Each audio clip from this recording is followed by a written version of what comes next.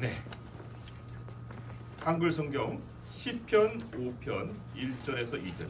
시편 5편 1절에서 2절 같이 찾아서 읽어보도록 하겠습니다.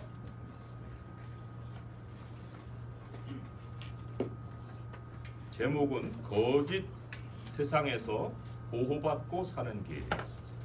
네, 우리 장로님이 여러 사건들을 말씀하셨는데 좀 적용이 되는 면이 있어요. 시편 5편 1절에서 12절까지입니다. 같이 읽어보겠습니다. 시작. 여호와여 나의 말에 귀를 기울이사 나의 심정을 헤아려 주소서. 나의 왕 나의 하나님이여 내가 부르짖는 소리를 들으소서. 내가 주께 기도하나이다. 여호와여 아침에 주께서 나의 소리를 들으시리니 아침에 내가 주께 기도하고 바라리이다. 주는 죄악을 기뻐하는 신이 아니시니 악이 주와 함께 머물지 못하며 오만한 자들이 주의 목전에 서지 못하리이다. 주는 모든 행악자를 미워하시며 거짓말하는 자들을 멸망시키시리이다. 여호와께서는 피 흘리기를 즐기는 자와 속이는 자를 싫어하시나이다.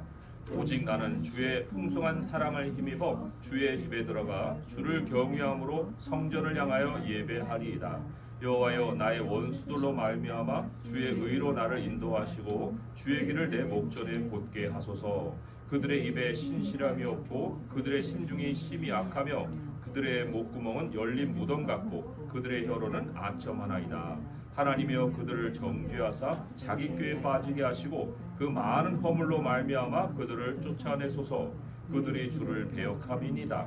그러나 주께 피하는 모든 사람은 다 기뻐하며 주의 보호로 말미암아 영원히 기뻐 외치고 주의 이름을 사랑하는 자들은 주를 즐거워하리다. 여호와여 주는 의인에게 복을 주시고 방패로 함같이 은혜로 그를 호위하시리이다. 아멘.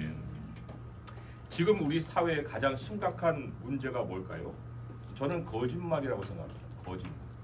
이게 뭐 권력 있는 자들의 뻔뻔함 정도가 아니고 막 돌아서면 금방 밝혀질 일을 그 현장에서는 아니라고 좀 얘기하죠. 가짜 뉴스, 수많은 언론이 합세해가지고 여론을 만들어내죠. 일단 현장에서는 호응을 끌어야 되니까 그걸 목적으로 거짓말을 하게 되는데 뭐 나중 결과는 나중이니까 뭐 이런 생각을 하게 되지만 이게 사람들이 정말 모르는 무서운 현실을 스스로 초래하는 거예요. 굉장히 무서운 현실이거든요. 하나님이 적극적으로 심판하시는 그 사안이 있습니다. 우리는 뭐 하나님이 세상에 죄가 쌓이면 이제 마지막에 심판하실 것을 다 알고 있지요. 그렇지만 하나님 마지막까지 안 기다리시는 게 있어요. 그게 뭘까요? 오늘 6절을 한번 보세요. 6절의 말씀을 보게 되면 첫 번째 전반전에 거짓말하는 자들을 멸망시키시리이다. 이거요 현재형이에요. 현재 반응이에요. 미래의 반응이 아니에요. 멸망이라는 거는 하나님이 지금 가져오시겠다고 지금 경고하시는 거예요. 하나님이 사실 자기 백성에게도 어떤 죄에 대해서는 잘못에 대해서는 지켜보시는 시간을 가져요. 가지시는 게 많아요. 그런데 거짓말은 아니에요. 이거 그 본보기를 하나님이 남기신 게 사도행전의 아나니아와 삽비라입니다. 이 아나니아와 삽비라가 그냥 그 즉석에서 죽어버렸죠. 사도행전 5장 3절에서 5절에 보게 되면 여기 네가 성령을 속이고 땅값 얼마를 감췄느냐 거짓말했거든요. 아나니아가 이 말을 듣고 엎드려 혼이 떠났다고 그랬어요. 그 부인도 죽어버렸어요. 아니 이후에 거짓말 뭐 사건이 얼마나 많겠습니까? 이거는 사실 교회가 세워지고 첫 번째 사건이지만 이례적인 사건이 아닙니다. 이거 이례적인 사건으로 볼 것이 아니에요. 즉사하지 않았다고 해서 뭐 거짓말했는데 즉사를 안 했네. 그러니까 이제 이런 일은 다시 일어나지 않겠네. 그게 아니고 충분히 본보기를 보여주신 거예요. 그리고는 거짓말하는 현장에 만약에 어떤 사람이 있다고 할 때는 즉각적인 회개가 아니면 이미 죽음의 그늘이 그 사람에게 덮여 있다는 걸 우리는 다 볼 수가 있다는 거죠. 물론 거짓말에도 굉장히 많은 종류가 있어요. 그렇지만 하나님의 심판을 피할 수 없는 거짓말이 있는데 오늘 말씀 6절에 보게 되면 그게 거짓말에 대한 또 다른 부연 설명이에요. 뭘까요? 피 흘리기를 즐기는 자와 속이는 자를 싫어하시나이다. 이게 같은 쌍이거든요. 따로따로 되는 액션이 아니에요. 피 흘리기를 즐기는 자와 속이는 자. 이게 무슨 뜻일까요? 제가 하나 예를 들어보면 그거지. 그렇게 아마 수긍이 되실 텐데, 오늘날에 건물 건설 이거 순살 뉴스 도배하고 있죠. 난 순살이 뭔지 몰라. 왜냐하면 저는 닭고기를 안 먹거든요. 그러니까 순살이 무슨 뜻인지 몰랐는데 순살 아니 철근을 빼먹은 게 순살이에요. 철근을 빼먹었어요. 그게 실수일까요? 의도일까요? 굉장히 의도적이죠. 그거는 사람들의 삶을 위태롭게 만드는 사기를 벌이는 거예요. 사기극이죠. 그런데 그러고도 발뺌을 하죠. 발뺌을 합니다. 그리고는 대충 이렇게 때우고 말 생각을 가지고 있는 이런 상황일 수도 있겠지만, 이런 죄성이 어디에서 나올까요? 이런 죄성이 바로 가인에게서 나와요. 창세기 4장 8절에서 12절의 말씀에 거기 다 읽지 않고 제가 보면, 가인이 그 아우 아벨을 쳐 죽였죠. 그런데 하나님이 말씀하셨어요. 네 아우 아벨이 어디 있느냐? 나 몰라요. 내가 내 아우를 지키는 자입니까? 라고 지금 발뺌하고 속이죠. 거짓말하죠. 그런데 하나님이 그 거짓말하는 가인에게 어떻게 했어요? 네가 땅에서 저주를 받을 거고 너는 땅에서 유리하는 자가 될 것이다. 거짓말, 의도적인 거짓말로 다른 사람의 생명을 지금 아벨은 이미 죽였고, 이 건설사들은 그 불안에 떨게 만들고 내가 언제 이 건물이 무너져 내가 죽을지를 모르는 이런 공포에 몰아넣은 거 아니에요. 그런 사람들, 다른 사람의 인생을 파괴하고 아닌 것처럼 속이는 이런 사람들, 하나님은 그 거짓말하는 자를 반드시 멸망시키신다는 거예요. 그 멸망이 그 자리에서 즉석에 즉사하는 건 아니겠지만, 여기 가인이 돌아다니고 또 유리하는 자가 되고 저주받은 자가 된 것처럼 하나님도 그 사람의 인생에 결코 쉼이 없게 만드신다는 거예요. 왜 하나님이 거짓말을 이토록 무섭게 다루실까요? 그게 사탄의 가장 최고 속성이기 때문에 그래요. 요한복음 8장 44절에 같이 읽어보겠습니다. 요한복음 8장 44절 읽어볼게요. 시작. 너희는 너희 아비 마귀에게서 났으니 너희 아비의 욕심대로 너희도 행하고자 하느니라. 그는 처음부터 살인한 자요 진리가 그 속에 없으므로 진리에 서지 못하고 거짓을 말할 때에 제 것으로 말하나니 이는 그가 거짓말쟁이요 거짓의 아비가 되었음이니라. 하나님이 거짓말하는 사람들을 멸망시키는 방식도 우리가 알 필요가 있습니다. 우리 가인을 통해서 지금 잠깐 제가 암시를 했지만, 즉사는 그들이 당할 궁극적인 현실이고요. 그 즉사를 궁극적으로 당하기 전까지 겪을 멸망의 고통이 있는데 두 가지라고 했어요. 시편의 오늘 말씀에 이어 의거해 보게 되면 10절에 다 나와요. 10절에 두 가지가 다 나와요. 같이 한번 읽어볼게요. 시작. 하나님이여 그들을 정죄하사 자기 꾀에 빠지게 하시고 그 많은 허물로 말미암아 그들을 쫓아내소서. 그들이 주를 대역함이니이다. 자기 꾀에 빠지게 하신다. 행위대로 갚으신다. 이거 하나님의 심판의 원리입니다. 하나님이 심판하시는 기준이에요. 요한계시록 18장 6절의 말씀을 보면 그가 준 그대로 그에게 주고 그의 행위대로 갑절을 갚아주고 그가 섞은 잔에도 갑절이나 섞어 그에게 주라. 하나님이 행위대로 심판하시는 거고요. 또 오늘 우리 영어 예배 때도 읽었지만 마태복음 7장 2절이에요. 뒷장에 있습니다. 같이 이거는 읽어볼게요. 시작. 너희가 비판하는 그 비판으로 너희가 비판을 받을 것이요 너희가 헤아리는 그 헤아림으로 너희가 헤아림을 받을 것이니라. 헤아림, 자기 꾀에 자기가 빠지게 하시는 그 원리가 그 사람에게 작동이 된다는 거예요. 남을 헤아려 하게 되면 자기가 해를 당하는 거예요. 이게 하나님께서 거짓말하는 자들을 멸망시키시는 방식입니다. 자, 그것만 있는가요? 두 번째, 쫓아내신다라는 말이 있죠. 이거 가인에게 적용이 됐잖아요. 쫓아내신다. 하나님이 땅에서 행복을 그 사람에게 허락하지 않으신다.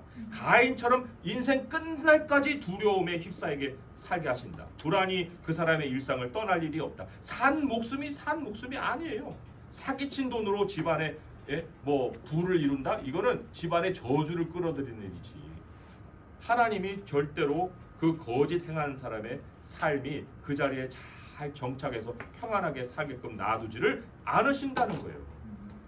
자, 그러면 이제 우리가 우리 자신에게 이제 적용을 해보는 거죠. 아, 그러면 내가 거짓말만 안 하고 살면 사기당할 일도 없고 세상을 안전하게 살겠네? 아니에요. 거짓말만 안 하면 되는 그런 것을 하나님 가르치기 위해서 말씀을 주신 것이 아니에요. 거짓은 스스로 검증하는 것이 아닙니다. 나 거짓말 안 했어. 그 말을 자기는 믿겠죠. 자기는 믿겠지만 거짓은 스스로 검증하는 것이 아니에요. 거짓에서 진짜 자유로울 수 있는 유일한 길은 거짓이 없으신 하나님 안에서 나를 볼 수 있어야 돼요. 거짓이 없으신 그 유일한 분이 바로 하나님이신데 그 하나님 안에서 내 자신을 발견할 수 있을 때에 비로소 내가 사기를 당하지 않고 사탄의 살인극을 피해갈 수가 있어요. 이게 굉장히 중요한 일입니다. 이제 오늘날의 현실만 아니고 앞으로 더 정말 극악한 일들을 우리가 뉴스에서 듣고 살 텐데 어떻게 그런 것들을 피할 거예요? 내가 그것을 뭐 무슨 철 방탄 조끼를 입고 다닐 거예요? 어떻게 할까요? 못해요. 그러기 위해서 우리가 우리 자신을 거짓이 없인 하나님 안에서 발견할 수 있기를 위해서 우리에게 하나님이 요구하신 것이 두 가지가 있어요. 두 가지. 첫째는 3절의 말씀, 오늘 말씀. 이게 이제 진짜 실천해야 되는 것이죠. 실천해야 되는 거. 3절의 말씀 읽어보겠습니다. 시작. 여호와여, 아침에 주께서 나의 소리를 들으시리니 아침에 내가 주께 기도하고 바라리이다. 이 아침이 상징하는 게 뭐겠습니까?